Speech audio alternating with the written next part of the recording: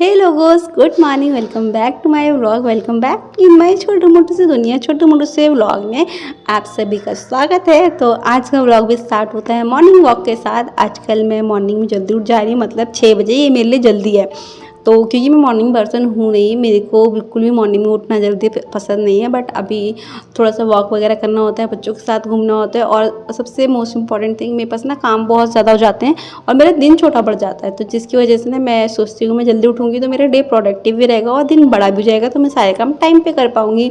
घर आके मैंने बच्चों का वही ब्रेकफास्ट वगैरह किया, थोड़ा बहुत मम्मी की हेल्प की, अपनी मॉर्निंग ड्रिंक ली।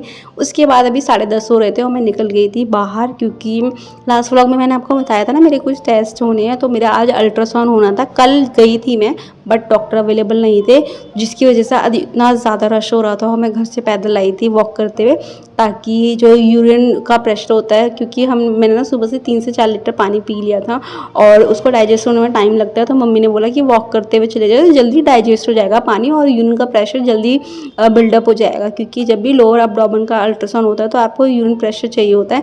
तो मैंने वो पानी तो पी लिया और मैं वॉक करते हुए चली गई। वहाँ जाकर देखा इतनी ज़्यादा रश था, और थैंक गॉड मेरी फ्रेंड वहाँ पर थी, तो इस करके जल्दी से अल्ट्रासाउंड हो गया था। तो मैं घर आते हुए पेडिग्री लेकर आई थी बच्चों के लिए, और पेडिग्री हम कभी कभी देते हैं, रोज़ नहीं देते हैं। तो मैं वो लेकर आई थी, फिर घर आके मैंने बच्चों को खाना दिया, और ये है शाम की आरती जो मैंने कर ली थी। तो मैंने सोचा मैं आपको दिखा दूँ। ज़्यादा कुछ शूट नहीं किया था इस दिन, क्योंकि मेरी तबीयत ठीक नहीं थी और घर में कुछ मिस हैपनिंग हो गया था, जिसकी वजह से थोड़ा सा मूड भी ऑफ हो गया था। तो रात को हमने पालक पनीर बनाया था। मूड क्यों ऑफ हुआ था, क्या हुआ है फैमिली में, मैं वो आपको भी आगे बताती हूँ। तो यहाँ पे पालक आलू की सब्ज़ी बना रही थी। लास्ट व्लॉग में मैंने बोला था मैं पालक और आलू का शॉर्ट वीडियो डालूंगी, बट वो डिलीट हो गया बाय मिस्टेक। तो यहाँ पे दोबारा बनाया था हमने पालक आलू, तो मैं सोचा क्यों ना आपके साथ रेसिपी शेयर कर दूँ। तो यहाँ पे तेल डाला है, जीरा डाला है, हींग डाली है, उसके बाद जो मिर्ची और टमाटो होते हैं वो डाल दिए है, और ग्रेवी इस तरीके से नॉर्मल से पालक पनीर बनाते हैं ना, उस तरीके की ग्रेवी यहाँ पर बनानी होती है। तो मैंने वही बनाई थी, और इस तरीके से इसको थोड़ी देर ना इसे फ्राई करना पड़ता है, तो वो किया था। और वो करने के बाद आप जिस हिसाब से ग्रेवी खाना चाहो उस हिसाब से आप इसमें ग्रेवी रख सकते हो। चावल के साथ खाओ तो ज़्यादा रख लो ग्रेवी, और रोटी के साथ खाओ तो कम रख लो। और पालक पनीर बन के रेडी हो गया है।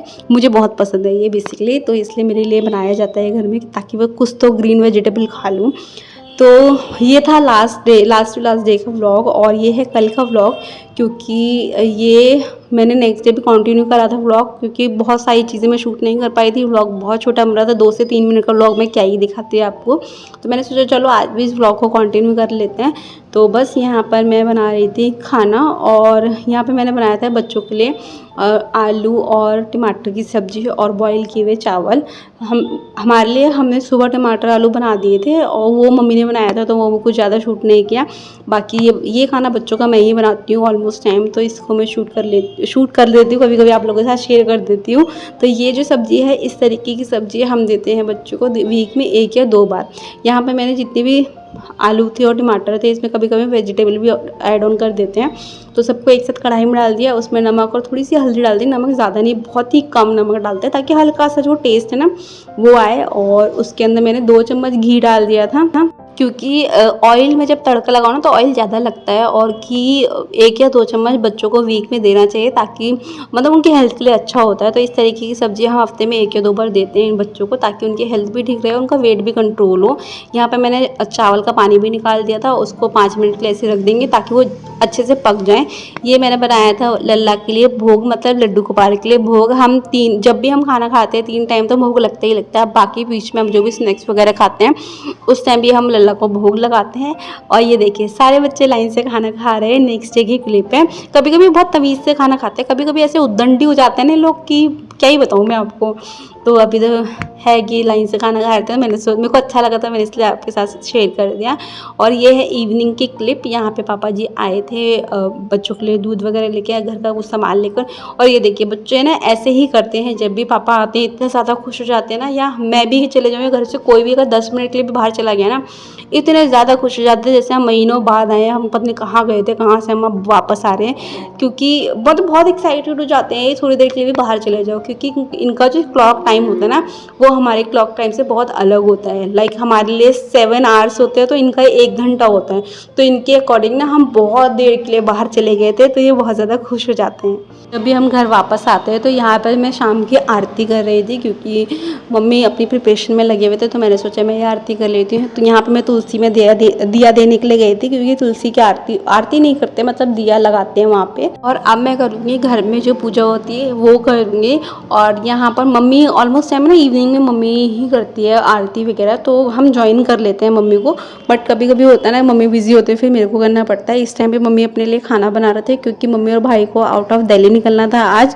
हुआ क्या है, मेरा भाई एक्सपायर हो गया, कज़न ब्रदर, तो उसके लिए जा रहे थे। तो यहाँ पे मैं कुछ चीज़ें पैक कर रही थी, क्योंकि ये लोग बस से जा रहे थे। ऐसा पहली बार हो रहा है कि मम्मी और भाई दोनों बस से जा रहे हैं, क्योंकि हमेशा गाड़ी से ही ट्रेवल करते हैं, बस से कभी गए नहीं है। तो मेरे मामा जी भी आ गए थे मम्मी और भाई को ड्रॉप करने के लिए। बस से क्यों जा रहे हैं, क्योंकि एक दिन पहले ना भाई आउट ऑफ दिल्ली था, उस दिन भी भाई ने पूरी रात ऐसे ट्रैवल किया है गाड़ी के साथ में।